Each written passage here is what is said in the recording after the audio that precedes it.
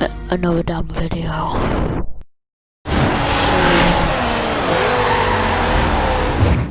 So here we go with another episode of Let's See What the BBC has written on their website.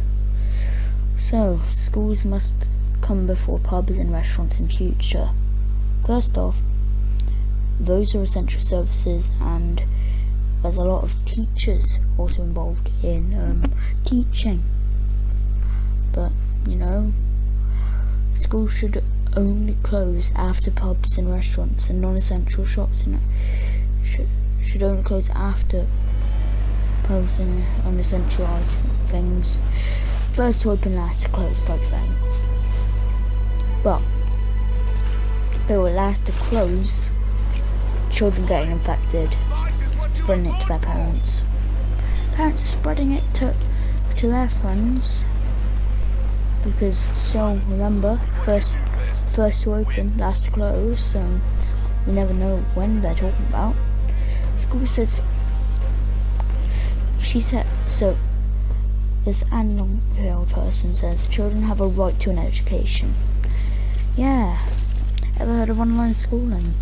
Ooh, breakthrough in technology be like. She says children play a similar role in spreading COVID-19 and are much less easy to get ill from it. Ooh, it's almost like there's a word for that. Oh yeah, they carry it and don't show any symptoms. Ooh, I wonder how deadly that could be. Fun. Yeah, so asymptomatic children can cause death. Are we agreeing on that? Okay.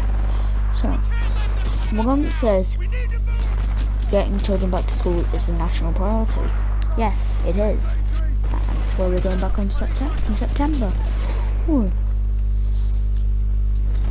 One day, Miss Longfield published a new briefing setting out what her office believes are the key actions to ensure children are at the heart of planning future.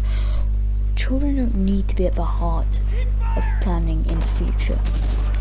The safety of everything, of everyone, needs to come first before reopening schools or whatever. If pubs and restaurants were considered lower risk, then they were, okay? That's just what happens sometimes.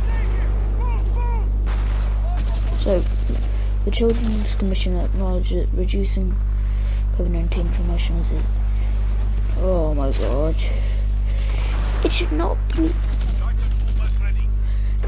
be assumed that this requires closing schools except as a last resort.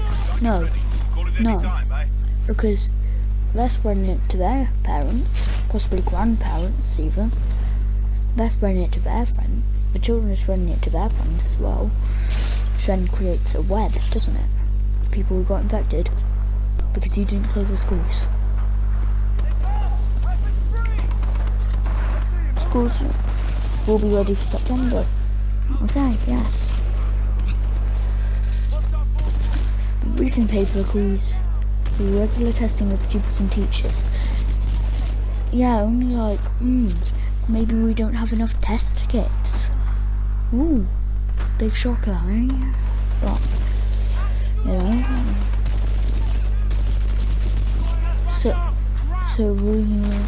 So any confirmed cases and their close contacts can be isolated without necessarily having to send entire classes or year groups out. Well, would you prefer that everyone's safe, or someone who doesn't show symptoms, who isn't tested, or slip through the cracks, get everyone infected? Because what I assume by this is anyone who has a cough will be tested regularly. But say someone asymptomatic, oh yikes.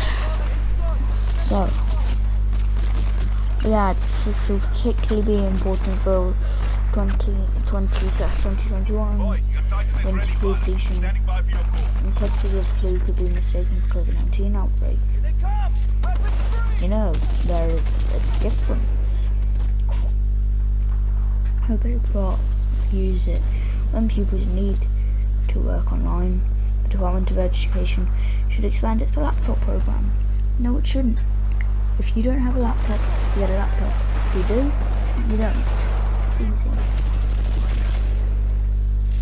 Consideration should also be given to those children taking exams next summer. These children are not disadvantaged, particularly in the case of extended local lockdowns. The briefing paper warns that there is a risk that some children will struggle to come back to school after a period away, and this could lead to truancy and challenging behaviour. Right, so children could commit truancy, basically not attending school, because there was a pandemic that meant they couldn't go to school.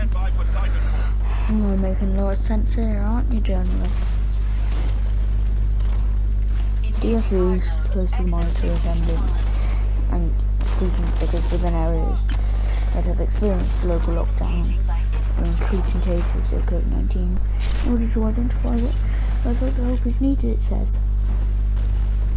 With evidence of a rise in mental health issues among many children because of the lockdown, Miss Longfield calls for local NHS mental health teams to work with schools and provide support. She raises that some children in young offender institutions and secure training centres have been spending more than 20 hours a day in their cells. Family visits have been banned and face-to-face education has stopped. Ms Longfield suggests that the government should hold a news conference aimed at children, giving them the chance to submit questions to press briefings, just as adults were on previous daily briefings. She said too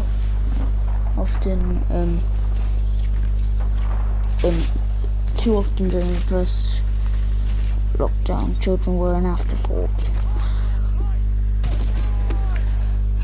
If second wave occurs, children must be at the heart of the coronavirus planning.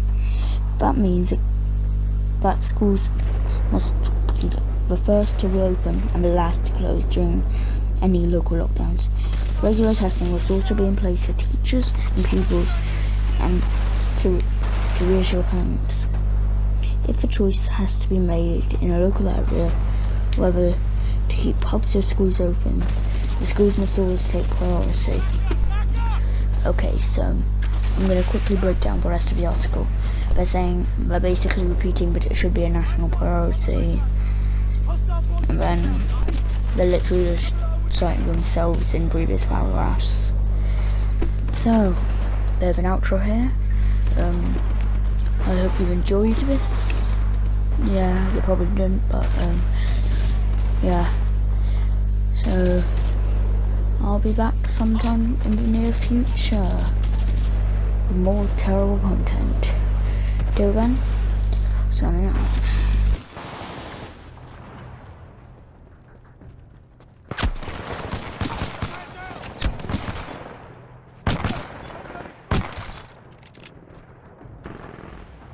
Eyes on hostile!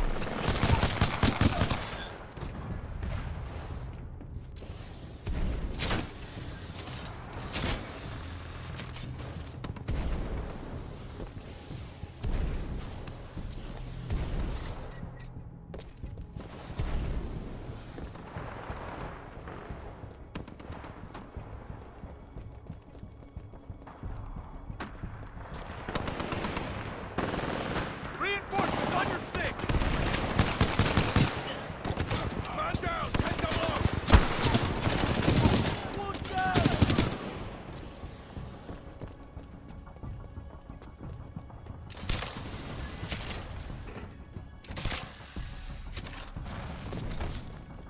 They're trying to corner us!